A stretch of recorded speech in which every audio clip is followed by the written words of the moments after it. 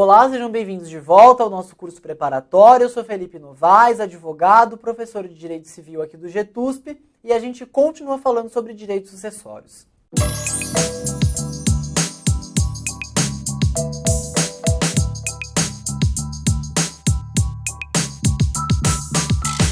Nas últimas aulas a gente falou sobre sucessão legítima, encerramos o conteúdo, sucessão testamentária, já falamos bastante, e agora a gente vai falar sobre uma espécie de sucessão testamentária que é muito importante e que precisa também que vocês tomem nota, ok? Que é o legado. O legado ele vai ocorrer quando o testador deixar um bem específico para aquele que irá sucedê-lo e não o universo de bens, ok? Esse bem específico ele pode também não ser este bem específico que vai ser destinado, ele pode ser genérico. E aí, uma vez ocorrida a abertura da sucessão, será possível a escolha pelo legatário ou por alguém que o testador determinar sobre qual vai ser a espécie do bem, tirando o bem dessa condição de genérica e passando a ser específica, ok? Ademais, é possível, por meio dessa prestação de legatário, instituir uma pensão alimentícia, ok? E aí essa pensão alimentícia que será prestada em benefício do legatário. E se não houver a estipulação de valor, será considerado o mínimo para a sobrevivência do legatário de acordo com o padrão do homem médio, ok?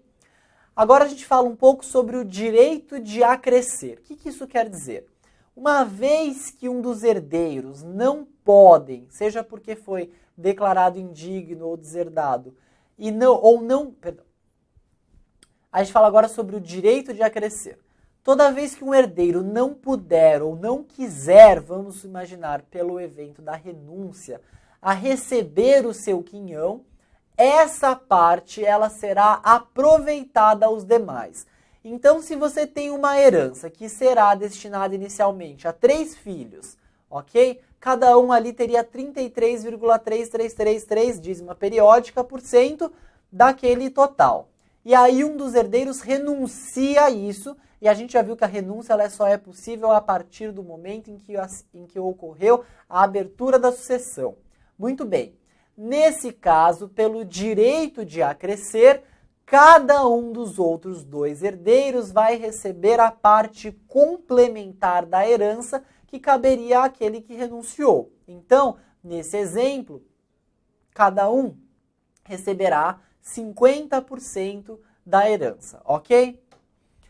Substituição hereditária. O que vai acontecer? Ocorre uma disposição testamentária por meio da qual o testador ele prevê a hipótese de que aquele a quem ele originalmente está destinando os bens não poderá ou não vai querer receber os bens. E aí, nessa situação, ele indica quem será o sucessor, portanto, nessa condição de herdeiro testamentário, ok? Cabe sobre herança, cabe sobre legado, e é importante dizer que essa previsão deverá estar contida expressamente no testamento, ok?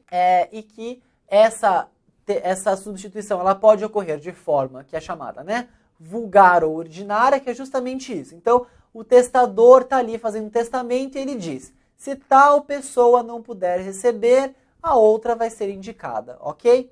Ou fideicomissariamente. Olha só que termo complicado esse, fideicomissariamente. A substituição fideicomissária, ela vai se dar de forma a substituição fideicomissária, ela vai ocorrer de uma forma indireta, ou seja, vai lá o testador e ele institui herdeiro ou legatário. Herdeiro se herdar um universo de bens, legatário se for um bem específico.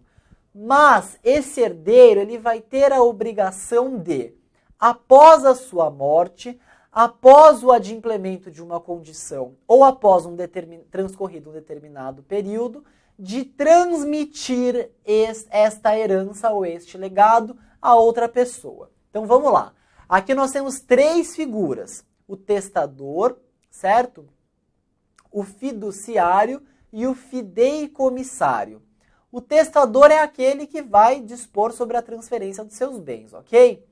O fiduciário é aquele que recebe a herança sob a condição, ou o legado, sobre a condição de transmiti-lo para o fideicomissário, que é, portanto, o beneficiário dessa substituição, ok? Então, veja, você pode dizer, eu deixo o patrimônio ou o bem tal para tal pessoa, mas transcorrido determinado período, após a sua morte ou implementada determinada condição, essa pessoa tem que transmitir a outra, e aí eu indico quem é o fideicomissário, ok? Veja, portanto, que são 3 as origens possíveis. Eu já disse ela, mas a gente sistematiza agora. Vitalício, ou seja, a transmissão do fiduciário para o fideicomissário se dá por meio da morte do fiduciário.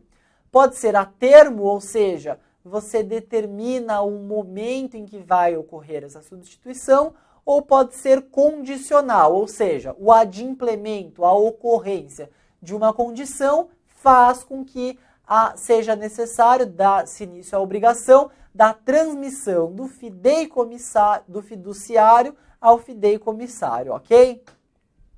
Por fim, sobre esse assunto, a gente fala sobre inventário e partilha. Inventário é um procedimento de formalização de transmissão dos bens.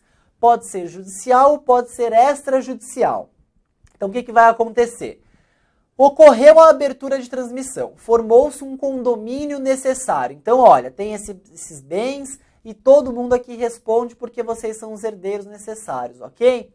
Mas vai ser necessário um inventário, que vai ter um inventariante, e aí vai ocorrer, primeiro, o inventariante vai ficar responsável pela administração mais prática desses bens, enquanto não há essa divisão. Segundo, em determinar essa cota, esse quinhão específico de cada um.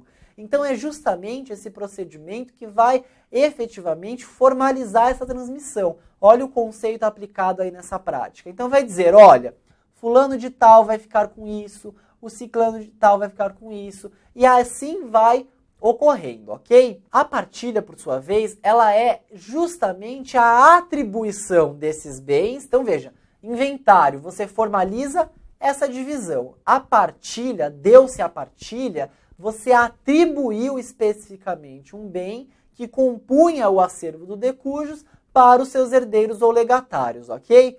Então ele vai servir para complementar o inventário. Inventário formaliza a transmissão. A partilha, ele dá a atribuição dos bens que compunha o acervo, ok?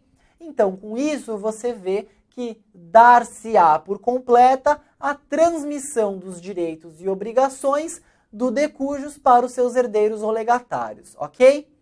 Muito bem, com isso, finalmente e efetivamente, encerramos, esgotamos o conteúdo de direito civil. Gostaria primeiro de agradecer todo mundo que acompanhou as aulas, espero que elas tenham contribuído imensamente para que vocês consigam gabaritar ou fazer um grande número de questões lá na prova do exame de ordem, e gostaria de renovar para 2 convites. O primeiro é para que vocês acompanhem a partir de agora a nossa revisão e testes, ou seja, vai ser o momento em que nós vamos pegar todas essas aulas, todo esse conteúdo e mostrar para vocês efetivamente como isso se aplica no exame de ordem.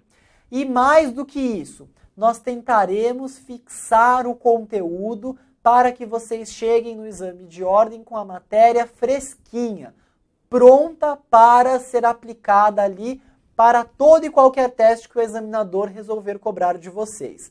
Então, eu convido vocês para que assistam essas aulas, porque ela é muito importante.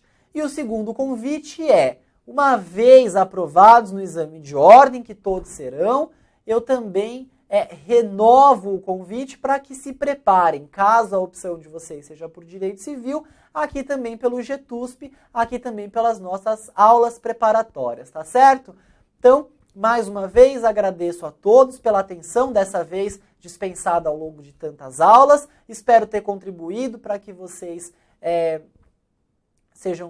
espero ter contribuído para que vocês consigam ir bem na prova.